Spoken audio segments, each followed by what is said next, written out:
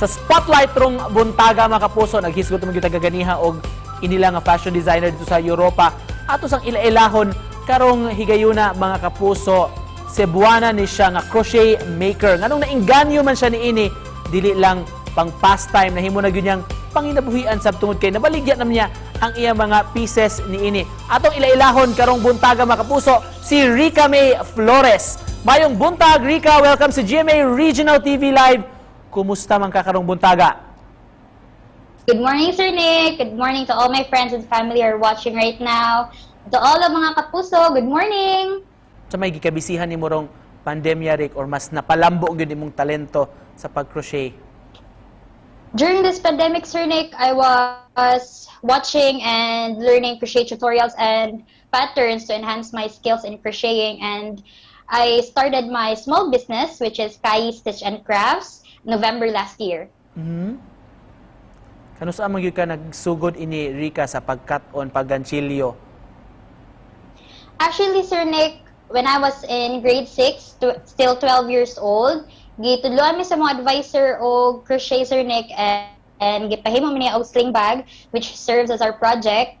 Then, katong nga time, Sir Nick, wala pa kay ko mo ato, then nagpatudo ko sa musilingan, and nga master sad sa crochet, Sir Nick, nya, nagtan-or jud ko siyang kamot, nag-watch and learn jud ang gibuhat ato, Sir Nick. Ngano naka-decide man ka nga kani imong mga pieces nga ipanghimo, imo nang i-negosyo, ibaligya?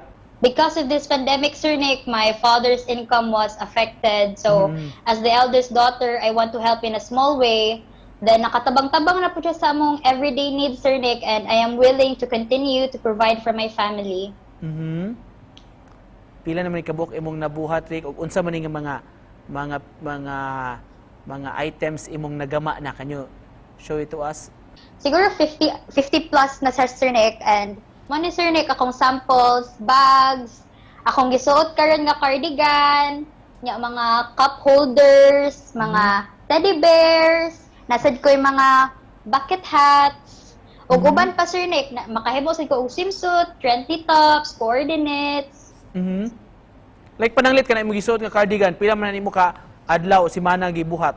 Depende siya sa design, Sir Nick. Pinaka-minimum na ko nga days nga nabuhat is 1 day. Then, pinakadugay siguro, Sir Nick, is 1 week. Mamahimo ba this morning, Rica, tuduan mo nimo sa basics sa pag-crochet? Okay.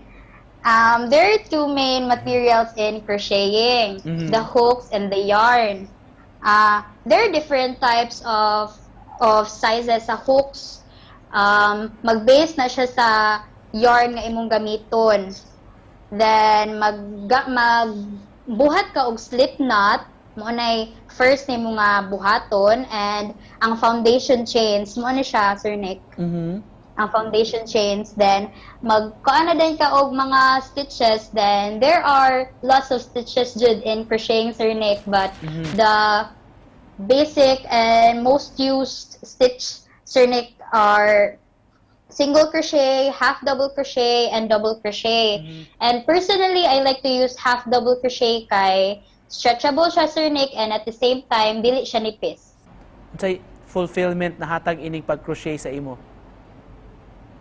Daghan siya og natabang nako, Sir Nick, mas nakaila ang mga tao nako sa akong mga talent, then daghan pud kog natabangan, Sir Nick, then daghan pud kog na-inspire nga mag-crochet sa daw sila.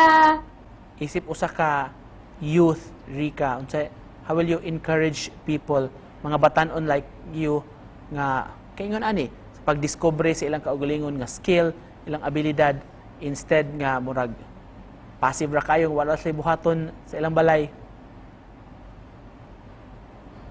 To all the people, especially teenagers like me, each of us has a God-given gift that is just waiting for us to discover. Then we shouldn't let social media and online games to consume our time and energy. Instead, we should let ourselves learn new things kay wala ta kabalo nga mo din na imong hidden talent. Isip pa na post do na kay gustong ibilin nga mensahe sa atong mga kapuso nga nagtan-aw karon. To all the people, we are very talented, and all we have to do is to discover, learn, and enhance the talent that you have.